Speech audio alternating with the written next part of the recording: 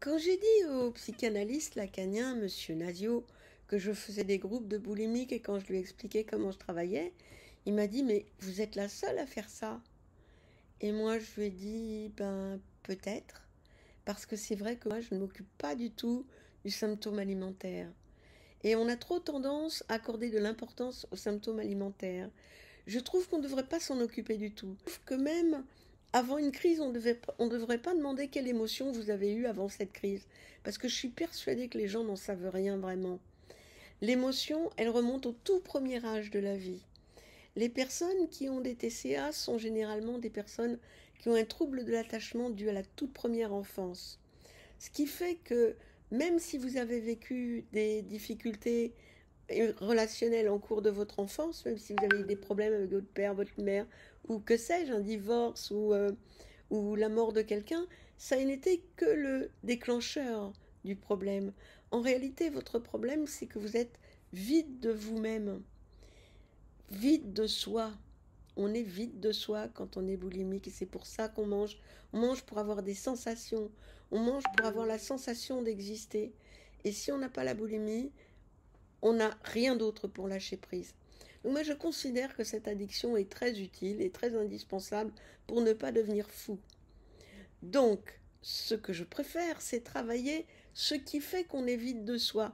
Et ça, on a beau être hypersensible, on peut corriger ce problème-là avec le groupe de thérapie, mieux qu'avec les individuels, quelles que soient les psychothérapies ou avec la psychanalyse.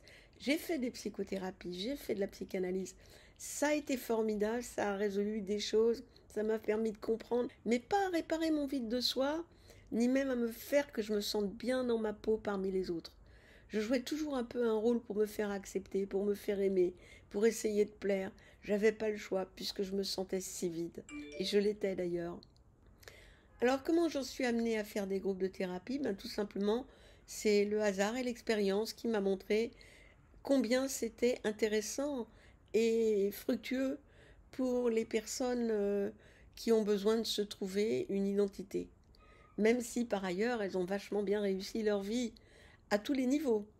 Au niveau familial, au niveau professionnel, au niveau beauté, au niveau tout ce que vous voulez, intelligence, le vide de soi est quand même là. Le hasard a fait qu'en plus de mes études de philo, en plus de mes études de psychoclinique, j'ai fait de la psychosociologie et j'ai participé à des grands groupes de psychosociologie, des groupes de 50 personnes, des groupes non directifs.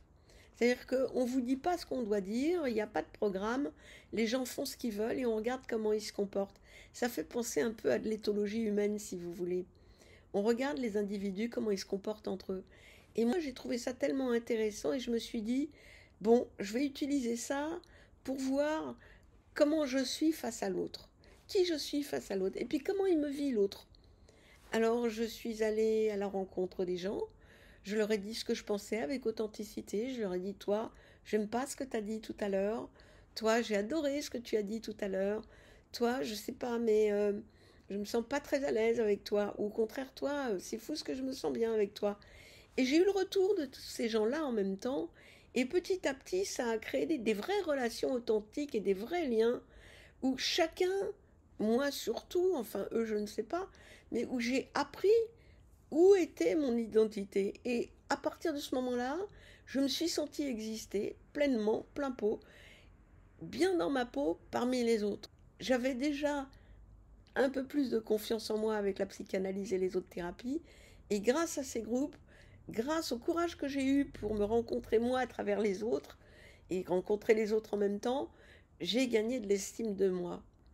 C'est l'estime de soi qui vous fera vous sentir exister. Et ce que j'ai fait pour moi en groupe, j'ai décidé de le faire comme profession, de faire des groupes de psychothérapie pour des personnes boulimiques, anorexiques et hyperphagiques, ou éventuellement qui ont d'autres addictions, et pour leur permettre dans ces groupes d'exister pleinement, plein pot, avec beaucoup d'authenticité, avec beaucoup de courage aussi, il faut du courage, et avec un libre parler à condition de ne pas faire volontairement du mal à l'autre.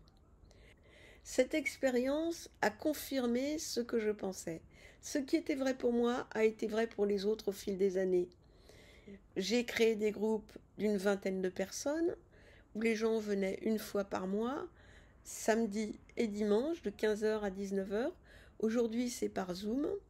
L'idée, c'est de parler avec authenticité. Ceux qui veulent se taire, s'ils sont authentiques, ils peuvent se taire, il n'y a pas de mal. Ils peuvent écouter et ressentir ce que disent et ce que font les autres. Ça aussi, ça les nourrit. Petit à petit, ils apprendront à parler et s'armer de courage pour aller aussi vers les autres.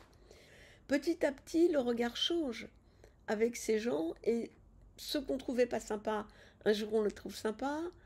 On s'aperçoit qu'on interprète tout ce qu'on vit dans la vie, la façon dont on voit les gens, la façon dont on se vit soi-même, ce que les uns et les autres ont dit. On interprète toujours, on interprète tout le temps. Donc on ne peut pas se fier à ce qu'on croit. On peut juste se fier à ce qu'on ressent, à ce qu'on aime et à ce qu'on n'aime pas. Et c'est à partir de là qu'on va créer son identité authentique et qu'on va la vivre parmi les gens. Charles Pépin, en philosophie, dit que pour exister soi, il faut pouvoir sortir de soi, rencontrer l'autre et ensuite revenir à soi et sentir qu'on existe. Ben, c'est tout à fait vrai, c'est exactement ce que je vois dans les groupes de thérapie. C'est en allant vers les autres avec authenticité que petit à petit, on se découvre soi-même. Grâce à ce qu'on découvre de soi, mais aussi grâce à ce que vous renvoient les autres. Une fois qu'on a une sensation d'exister, une fois qu'on est plein de soi, plus besoin de boulimie pour vivre, plus besoin d'une addiction pour exister et se sentir vivant. On se sent vivant. Vous pouvez voir un grand nombre de vidéos sur ma chaîne YouTube, Catherine Hervet. Vous pouvez lire un grand nombre de mes articles dans le site boulimie.fr et vous comprendrez les racines théoriques de cette approche particulière en groupe.